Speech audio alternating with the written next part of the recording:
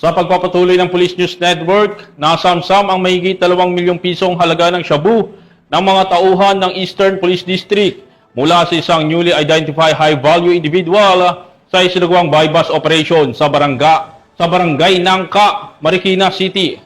Yan ang ibabahagi ni Patrolwoman Ivy Corporal.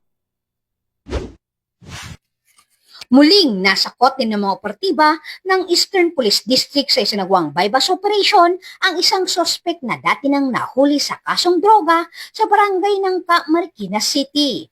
Kinilala ang sospek na si alias Rubin, 32 anyos, residente ng San Mateo, Rizal at ngayon ay newly identified high-valued individual. Nakuha sa kanya ang 295 gramo ng hinihinalang shabu na nagkakahalaga ng 2,006,000 pesos. Mahaharap siya sa kasong paglabag sa Section 5 at 11 ng Republic Act 9165 o mas kilala bilang Comprehensive Dangerous Drug Act of 2002.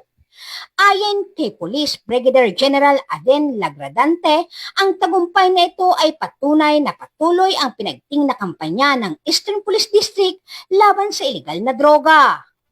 Mula dito sa Metro Manila, ako po ang inyong PNN correspondent, Patrolwoman Ivy Corporal, alagad ng batas, tagataguyod ng Balitang Pulis.